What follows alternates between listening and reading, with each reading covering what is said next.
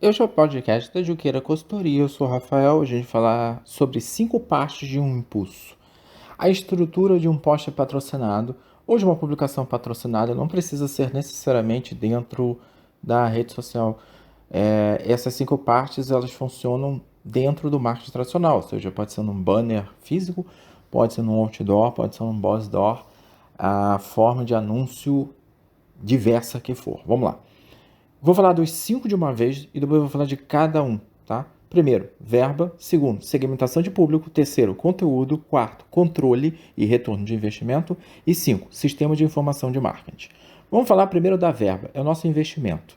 Quando a gente pensa em verba, nossa mão coça e nosso bolso dói. Mas o plano para marketing, a gente sempre avalia qualidade de patrocínio, qualidade do anúncio, versus o que você vai ter de retorno. Qualquer plataforma de rede social ou em plataforma não de rede social, se você for entrar em contato com uma equipe de suporte comercial para poder utilizar o display ou a fachada de um prédio ou de uma ou, ou de ou do metrô ou qualquer coisa, ele sempre vai te dar uma previsibilidade de quanto que você vai ter de retorno baseado no seu investimento. A mesma coisa que acontece quando você faz uma contratação na rede social, a mesma coisa acontece quando você contrata para poder ocupar um espaço público físico. E normalmente sempre vem acompanhado de um relatório. Olha, nosso espaço físico localizado na praça é visualizado por tantas pessoas durante esses dias e durante o fim de semana, tantos os dias. E geralmente tem um valor de preço diferenciado para dias da semana e fins de semana. Geralmente é mais caro aquele que no dia que a visualização é maior. O planejamento de investimento de verba ele precisa existir porque você precisa sempre pensar no que você tem disponível para utilizar. Na rede social, diferente do convencional, na rede social parece ser um disparo para todos os lados. Está errado. Primeira coisa que precisa pensar é o seguinte: quando a gente pensa em publicação patrocinada, a gente tem que pensar num requisito que é muito comum em Google AdWords, mas esquecido quando você vai para uma plataforma de rede social, que a gente chama de qualidade de anúncio. A qualidade do anúncio, como ele é escrito, hashtags, de imagem, de vídeo, o algoritmo classifica esse anúncio de acordo com algumas regras de bom costume, de bom tom, e baseado nessas regras, ele diz o que foi bem aceito e o que foi infração. O que foi bem aceito, ele vai gerar um ponto positivo para aumentar a qualidade do anúncio. O que foi infração, ele vai considerar um ponto negativo para a qualidade do anúncio. Dependendo dessa soma, o seu anúncio pode estar bem disposto na rede social ou mal disposto. Quando a gente monta anúncios do Google AdWords, para exemplo, e a gente vai entender o quanto que lá faz diferença aqui também, e isso no físico também, é a mesma coisa que você fazer um banner todo escranchado, com a foto toda feia, todo quadriculado, todo pixelizado. Isso não vai chamar a atenção de ninguém. O algoritmo vai falar, não, pode até passar, mas com certeza vai ter algum impacto aí. No Google AdWords, você não precisa gastar 3 mil, 4 mil, 5 mil reais. Você pode chegar nesse valor, mas você tendo consciência que esse valor vai te trazer um retorno extremamente proporcional a ele. Não é você pensar que colocar 5 mil reais vai te dar mais chances de ser visualizado. É o contrário. Quanto mais qualidade seu anúncio tiver, veja que no Instagram eu periodicamente gasto entre 20 e 150 reais e eu tenho um retorno muito bom, isso por mês. Um retorno muito bom. Não precisa gastar 1.000, 3 mil reais se o seu conteúdo não é nada. E você não vai reter. Você vai chamar, mas a pessoa não vai ficar. O que interessa é que ela fique. Se ela só vai vir, não faz nenhum sentido para você. E você está gastando. Se você não retém nada do que você chama, você gastou 1.000 reais. Você não investiu, você perdeu 1.000 reais. E na verba você precisa pensar nessa questão de previsibilidade. Estudar o que a ferramenta te dá, verificar os relatórios que a ferramenta está dizendo que vai ter de retorno naquele período, o que você está pagando, o que você está comprando. Segundo, segmentação de público. Esse é muito mais importante do que tudo. Ele está junto da importância do conteúdo, da qualidade do conteúdo. A segmentação de público é o público que você vai definir que vai receber a sua mensagem.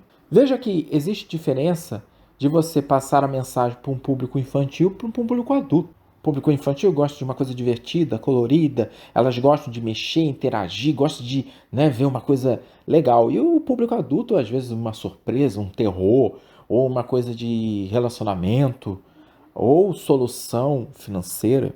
Veja que o conteúdo é diferente para esses públicos. E como a gente sabe, né, a gente tem que identificar o que o público quer, onde ele procura, o que ele está procurando, como ele está procurando. E a segmentação de público, nós temos a chance de identificar como nós vamos aplicar, criar o nosso conteúdo e distribuir. Sem segmentação de público, é incapaz de você fazer qualquer coisa. E veja que a segmentação de público está aplicada em duas formas aqui, dois pontos de vista. O primeiro ponto de vista é baseado no momento que a gente cria o conteúdo. Vou criar um conteúdo para estudantes de marketing, que com certeza terão um conhecimento diferente de um público que não é estudante de marketing. Vou fazer um conteúdo para profissionais de marketing jurídico. O profissional de marketing, em geral, pode não entender o que eu vou escrever em marketing jurídico. Se eu escrever especificamente para aquele grupo, o outro grupo não vai se interessar. Vai ficar com preguiça de ler todos aqueles termos que parecem tão novos para ele, quase reescrevendo a lei toda de marketing. E a segmentação de público nos facilita essa vida. Na criação de conteúdo, o que eu quero comunicar? É aí que às vezes a batata queima. Porque muitas vezes a gente não sabe como e o que a gente quer comunicar. E quando a gente sabe o que quer, a gente não sabe como transformar aquela comunicação numa coisa simples. Às vezes é mais fácil, quando você vai falar sobre dicas, criar uma lista e falar cada um desses itens, assim como eu estou fazendo aqui, e fechar o conteúdo aí. Às vezes é interessante fazer através de um texto. Mas como é que eu identifico isso? O conteúdo você tem que pensar o seguinte: na rede social, em especial nela, ninguém quer ler uma Bíblia. Por isso a maior parte dos conteúdos ou está em podcast ou está em vídeo. Porque se você colocar em artigo, muitas pessoas vão ler artigo sim. Contanto que você consiga identificar no artigo pontos assim. Por exemplo, aí você dá um exemplo e a pessoa vê na prática o que você falou em teoria. Enumerar, colocar listas. As fases de estratégias 1, 2, 3, 4, 5. Aí você destaca alguma coisa que a gente chama em texto jornalístico ou texto mesmo, pode ser narrativo, de olho, que você puxa uma parte do texto para destacar ela. Quando a gente faz esses elementos no texto, ele fica muito mais dinâmico, então as pessoas leem o texto. Eu costumo fazer artigo assim. Artigo científico para ser publicado numa Cielo da vida já é um outro nível e a gente tem um outro público ali, né? Na segmentação de público a gente sabe disso. E quem criou os sites que fazem publicação de artigo científico estudou que o público deles não vai ter problema e nem vai sofrer de tédio em ler artigos científicos. E há diferenças, certo? Então no conteúdo, o que eu quero fazer? O que eu quero transmitir? Como é que eu faço isso? Tem uma ideia para você que está com dificuldade em transformar o conteúdo que às vezes nem precisa ser complexo, mas ele vai servir tanto para simples e complexo. Pega uma folha de papel ou pega um quadro branco, ou quadro negro, ou qualquer coisa que você possa visualizar.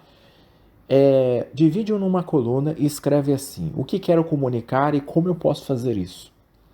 Visualiza como seria fácil você perceber esse conteúdo através de vídeo, através de artigo, através de uma narrativa, um storytelling. Você pode contar um caso que aconteceu no seu dia a dia e dar a lição, vamos dizer. Mostrar isso através de algum exemplo, ou fazer um debate, chamar uma pessoa e fazer um debate sobre o assunto e os telespectadores perceberem do que se trata, né? Dá para fazer de várias formas. Então, faz dessa forma e você vai ter uma visualização boa para saber como é que você monta o seu vídeo, ou o seu conteúdo, no formato que você quiser. O controle e o retorno de investimento tá? O controle em marketing acontece o tempo todo. Acontece antes de eu criar o post patrocinado, quando eu lanço ele, quando ele está ocorrendo e quando ele finaliza. O controle é exatamente a chave para eu saber se o que eu fiz de post patrocinado e tudo que eu pensei, eu planejei no momento que eu defini que é essa verba, o momento que eu fiz identificação de público e defini o conteúdo, o que eu ia fazer, e como eu ia fazer, é aqui no controle que eu vou validar se tudo isso deu certo e o que está me dando de retorno. E o que eu perceber é que foi muito ruim, não vou usar, o que foi muito bom eu vou utilizar, o que eu posso aperfeiçoar, vou aperfeiçoar. É no controle que eu vejo o que está ocorrendo. E muitas vezes as pessoas, as empresas deixam esse controle no ostracismo. Esquece dele. Aí não serve de nada o que você está fazendo. Toda vez você vai fazer um post patrocinado e sempre vai se perguntar qual foi aquele post que eu fiz, foi muito bom, você não fez o controle, como é que você sabe? O que foi muito bom nele? Então é sempre bom fazer um relatório. Não precisa fazer um super relatório, não precisa fazer 700 páginas. Cria um esquema, um template, coloca numa planilha e cria os critérios que você precisa avaliar para cada post. Vamos pensar da seguinte forma: critérios de performance de um post patrocinado. Você pode dizer o nome assim. Aí lá na sua planilha está escrito da seguinte forma: post patrocinado para lançar o curso de especialização de marketing jurídico. Aí teve o retorno X, ficou tanto tempo, você gastou tanto e a taxa de cliques e impressão foi muito boa. E aí você vai avaliar a qualidade do seu patrocínio. Você vai ver como é que você escreveu, quais são as hashtags que você utilizou, quando que você colocou, qual foi o período, porque às vezes o período que você colocou favoreceu. Às vezes nem é só, como foi genioso eu criar o meu patrocínio. Não, às vezes a situação, o momento, o período, o dia que você colocou, aconteceu alguma coisa que aquilo veio a calhar e aí surtiu mais efeito. Então a gente sempre tem que olhar para calendários para saber o que aconteceu. O que aconteceu nesse período que pode ter ajudado a alavancar o meu patrocínio, ou ao contrário, também impedir de ir o seu patrocínio. É no controle que a gente tem a ideia do que o que eu esperava e o que eu atingi. E os detalhes que o impulso possui. E o último, sim. O SIM é o Sistema de Informação de Marketing. Nada mais do que uma documentação. Ele tem uma coordenação de dados. Ele é um banco de dados, tá? E não precisa fazê-lo automatizado, mas pode fazer se quiser. Pode fazer da melhor forma, contanto que você reúna as informações que tem a ver com o resultado que você esperava e com o resultado que você chegou. É lá que a gente vai relacionar, a gente vai ter tanta informação, de todas as informações que a gente vai ter, a gente vai chegar em algumas conclusões. E as conclusões, elas têm que estar assim. Deu certo? O que deu certo? E eu vou manter e eu vou aperfeiçoar. O que deu errado? Será que é bom corrigir? Ou será que é bom eliminar ele? Porque pode ser um custo, né? E ali está a percepção também do público. Porque lembre-se que o resultado não é apenas... eu vou dar um exemplo. Você é do ramo de cinema. E aí você fez uma campanha em que fez que as pessoas comprassem muitos produtos no Bobonier para assistir os filmes, vamos dizer assim. E aí você só avalia o fluxo de caixa. Isso é muito bom, é óbvio, válido, a gente quer esse lucro. Só que a gente quer saber por que deu lucro. Mas foi por causa da campanha que eu coloquei. Você tem certeza? Será que não foi aquele período de tempo que eu falei do outro? Pode ter acontecido uma coisa na semana que fez com que as pessoas comprassem mais Bobonier. E não necessariamente só campanha, pode ter dado coincidência. Ou não. E se deu coincidência, ou não deu coincidência, ou deu coincidência, você tem que ver com a relação da sua campanha em relação a isso. Por quê? Muitos lugares, e eu dei o exemplo de cinema, investe muitas vezes na campanha achando que é aquilo e depois descobre muito tempo depois que não fez não surtiu nenhum efeito. A procura das pessoas pelo Bobonier foi feita de forma orgânica e indireta. Não foi nem o cinema que chamou eles. Foi por causa de algum incentivo popular. Ou alguma questão popular que aconteceu e fez as pessoas irem até lá. Então, o sistema de informação de marketing nos oferece respostas que funcionam para o nosso negócio e que a gente pode vir aplicar de novo porque vai funcionar para o nosso negócio, né? É o sistema de informação de marketing reunir os dados que tem a ver com a estrutura histórica e de personalidade do nosso negócio. E quando eu falo do nosso negócio e dou ênfase nisso, é que apesar que você pode estar tocando um negócio do tipo cinema e você pensar que o seu cinema é igual ao do outro, não é. Às vezes o seu público é tão diferente do outro que todas as ações vão parecer similares e de igual impacto que não vai parecer. Então, sim, é tão importante. Então, resumindo, as 5 partes de um impulso ou de um post patrocinado são verba, segmentação de público, conteúdo, controle ou retorno de investimento e sistema de informação de marketing. Você ouviu o podcast da Junqueira Consultoria e eu sou o Rafael. Até a próxima.